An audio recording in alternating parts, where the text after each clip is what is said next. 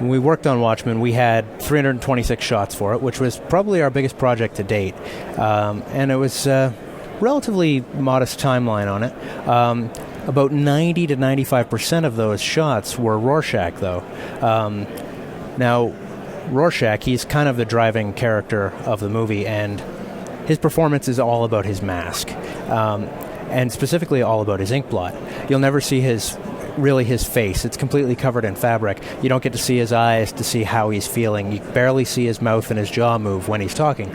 So we knew from the comic book, and we knew from, most of us were fans of it before we even started. And talking to Zach, that the ink blot was really going to drive his performance. It was going to tell his story.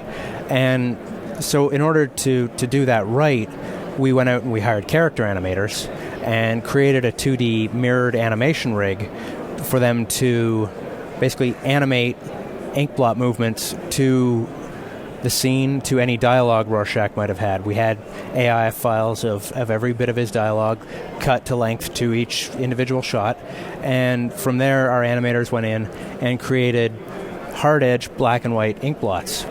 Now, what that ended up looking like is something like this. It's a black and white hard-edged ink blot, which looks pretty much exactly like it would look in the comic book, which is fine for the comic book because it's, flat colors, just a printing process, and the mask is just strictly black and white in the comic book.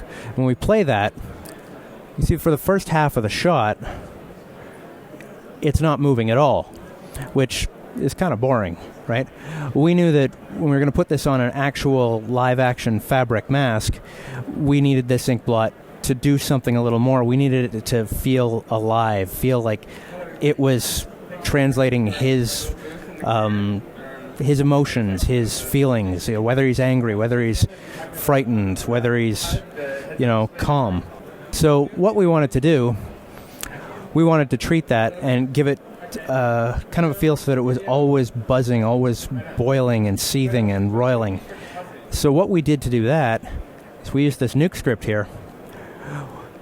We took the hard-edged ink blot in, brought it into Nuke, and by using a couple of noise clips, just an animated fractal noise and a second one, we would combine those two into something that seemed like it had a little depth, some foreground noise, some background noise. And we could control the speed of that depending on the emotion of the shot.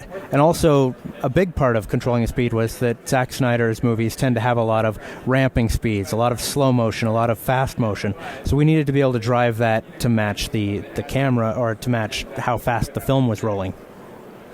Once we had generated our noise, we would take a blurred out version of the ink blot and multiply that against the noise pattern. You can see here, we still have the mirrored image, but the noise does not match, and it's got to be mirrored on both sides. So what we ended up doing for that is just mirroring the image, copying it, and putting a slight blur on it, because we knew that Zach didn't want to have hard-edged pinches in this. It's got to be liquid, it's got to be organic. So we did a little separation, and we did a little blurring just to give it that softness in the center.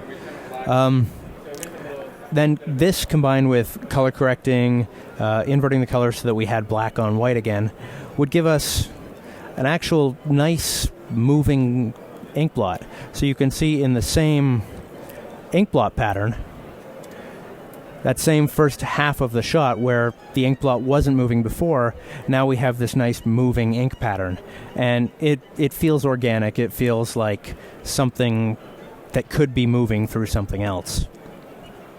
It wasn't quite where we wanted it, because if I show you reference of some actual stand-in fabric that they painted, you can see here there's blending off parts where it seems to seep into the fabric, and that was key to making it move through the fabric.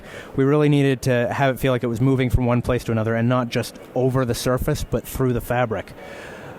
So the way we did that is we then took this ink blot out of Nuke and brought it into Houdini. And using Houdini, we rendered a pattern like this. we rendered it into the red and green channels, which is why it ends up looking blue and pink here.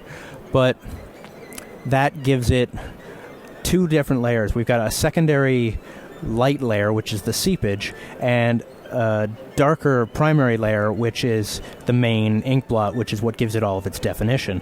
So if we play that, you can see it's got a slightly nicer movement, a slight seepage to it, and it ends up looking pretty nice. And then we would take that into the comp, actually separate those out, multiply them together so we had a nice black and white ink blot rather than the colorful one we see there.